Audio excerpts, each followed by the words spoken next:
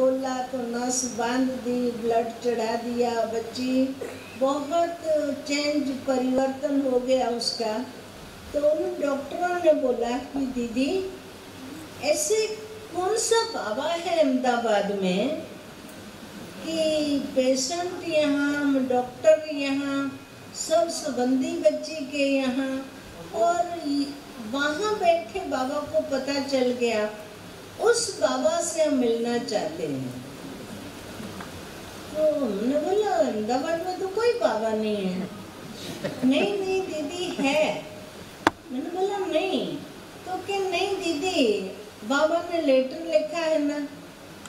मैंने कहा लेटर लिखा है।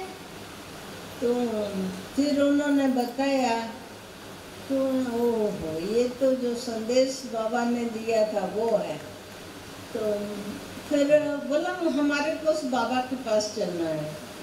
मैं क्या अहमदाबाद में कोई बाबा नहीं है, लेकिन अभी आप घर पे जाओ, अच्छी तरह नहा धो करके खाना पीना खाओ, और पेशेंट भी जब अच्छी तरह ठीक हो जाएगा तो बाबा आबू में रहते हैं, बाबा का घर आबू में है, आप सबको बाबा के घर ले चलेंगे, आप बाबा को मिलना, देखना और ढूंढना। तब उन लोगों ने माना, मेरे को लगता है 22-23 डॉक्टरों ने आबू में 3 दिन की शिविर की, और आज तक वो हमारे से कभी भी फी नहीं लेते हैं। मैं किसी को भी लेकर के जाऊंगी, कभी फी नहीं लेते हैं। इतना उनको आश्चर्य लगा सभी डॉक्टर्स को कि कैसे बाबा को पता चल गया। तो बाबा तो वैसे भी जाने जाननहार है। बाबा कहते हैं मैं जानता नहीं हूँ, लेकिन फिर भी बाबा सब कुछ जानता है, सब कुछ बाबा को पता होता है। पर बाबा कहते हैं ना कि सब कुछ करके अपना आप छुपाया, तो बाबा सब कुछ करते हैं लेकिन फिर भी बच्चों को आगे रख देते हैं। तो बाबा कैसे कैसे देखो मदद करता है। बहुत बहुत हमने तो ऐसे कितने बार, कितने पहले जब बाबा ये ध्यान में बुलाते थे तो बाबा सभी संदेशियों को इतना क्लियर, इतना स्पष्ट मानो संदेश देते थे, जो हमारी कोई इधर उधर धक्का खाने की जरूरत ही नहीं। और हमारी दीदी तो ऐसे कि एक वो हाथ का रुमाल गुम हो जावे ना, तभी भी कहती थी कैलाश जाओ, मेरा रुमाल गुम हो गया, बाबा से पूछ के आओ। तो और बाबा बोल भी देता था। पता नहीं क्या करता होगा। एक बार की बात है, हम गांधीनगर में ही थे और अहमदाबाद में एक बहुत अच्छे परिवार से एक 32-33 साल का लड़का ही था, उसने शरीर छोड़ा एक्सीडेंट में। तो फिर शोक सभा रखते हैं तो उसमें तो सब लोग जाते हैं।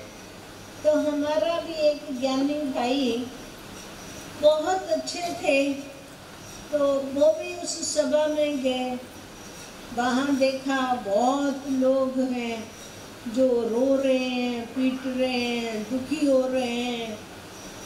तो वो बैठे बैठे सोच रहा था क्या हो रहा है, क्यों इतना ऐसे मार रहे हैं अपने आप को, क्या कर रहे हैं लोग।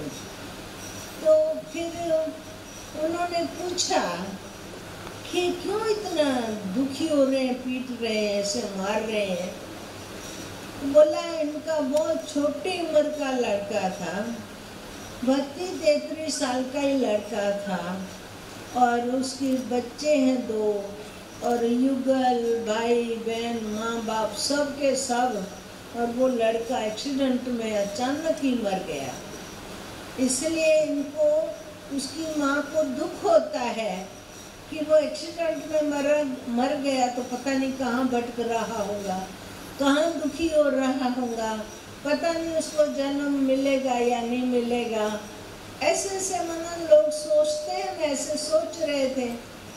तो उतने में उस भाई ने जाकर के, बहुत उसको रहम पड़ रहा था, तो उसके पास गए और बोला कि भाई आप लोग इतना दुखी हो रहे हैं, रो रहे हैं, आप इतना रो नहीं, लेकिन गुरुवार को हमारे सेंटर पर भोग लगाते हैं, तो आप भी गुरुवार को हम भोग लगाएंगे और जो भी कुछ होगा ना हम पूछ लेंगे और आपको बता देंगे।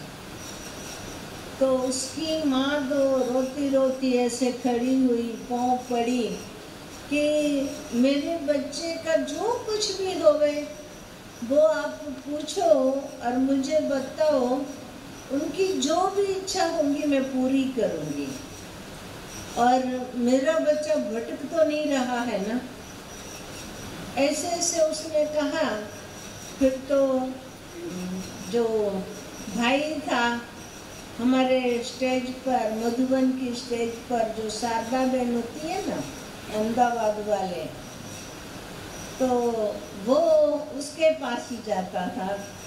पहले हम लोगों के पास था अहमदाबाद में, लेकिन फिर उन्होंने घर चेंज किया तो शारदा दीदी के घर के पास, सेंटर के पास उसने घर लिया, तो वहाँ जाता था। तो उससे बोला कि बहन जी, एक भाई ने शरीर छोड़ा, हमें भोग लगाना है। शारदा दीदी ने बोला वो ज्ञान में चलता है नहीं, उसके माँ बाप ज्ञान में चलते हैं नहीं, उसका कोई भाई बहन संबंधी ज्ञान में चलते हैं नहीं, चलते हैं। तो बोला कि हम भोग नहीं लगा सकते हैं। वो लोग क्या समझेंगे, बाबा बाबा कौन सा बाबा, इसलिए हम भोग नहीं लगाएंगे। बोला दीदी मैं बोल करके आया, बोला नहीं भोग लग सकता है। तो उसने सरला दीदी से पूछा, सरला दीदी ने भी बोला कि भाई ज्ञान में कोई नहीं चलता तो कैसे भोग लगावे।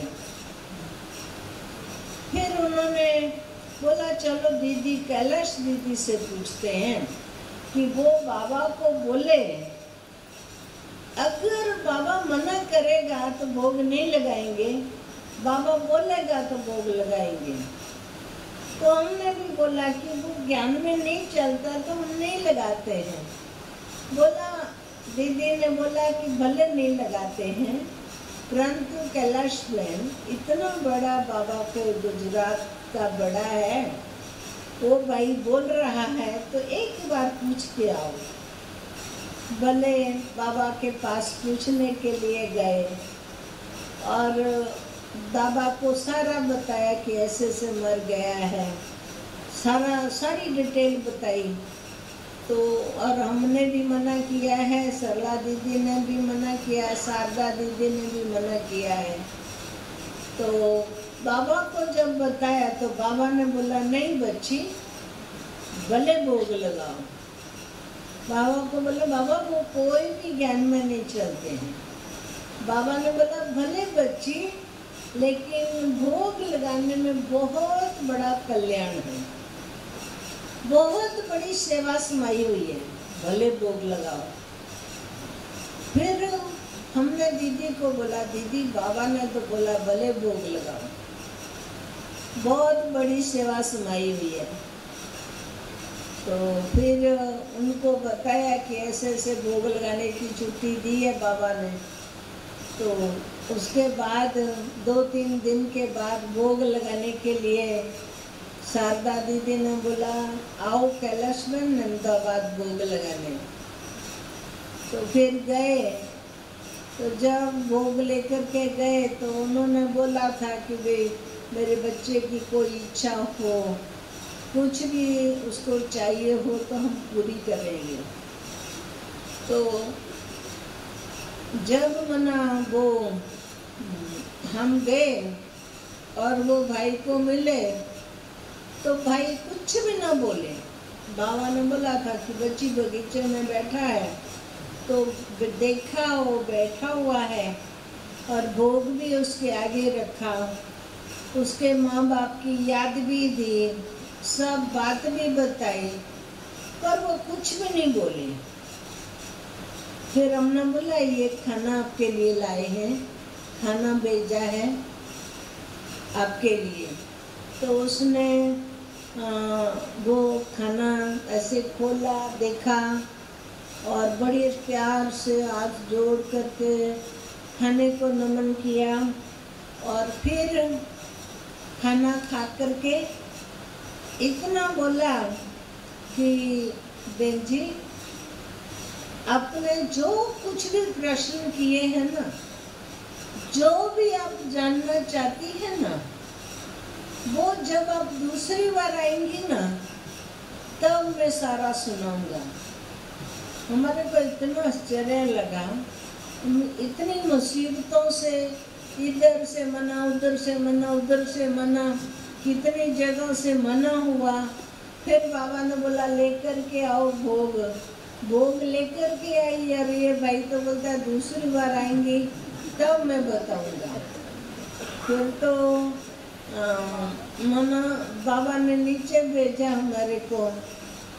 फिर जब इतना ही संदेश सुनाया कि भाई जब दूसरी बार आएंगे तब मैं सब बताऊंगा, तो दीदी बोले अरे कुछ तो बोला होगा ना कैलाश ने। दीदी इतना ही बोला, अरे उसके माँ बाप को याद तो दी होगी ना, उनके बच्चों को तो याद दी होगी। दीदी किसी को कुछ नहीं याद किया, नहीं याद दी है, कुछ नहीं, बस इतना ही बोला था। फिर उसका भाई खड़ा हुआ, बोला मेरे भाई की एक विशेषता थी, वो उससे कभी भी कोई कुछ बोले हमारे को दिल्ली घूमने जाना आप आएंगे, तो वो तुरंत बोलेगा कि मैं 4-5 दिन के बाद बताऊंगा कि मैं आऊंगा या नहीं। तो बोला मरने के बाद भी उसने, ऊपर जाने के बाद भी वो ही बोला। मैंने बोला पता नहीं, क्योंकि उसका नेचर था, वो कभी तुरंत नहीं बोलता था। फिर 3-4 दिन के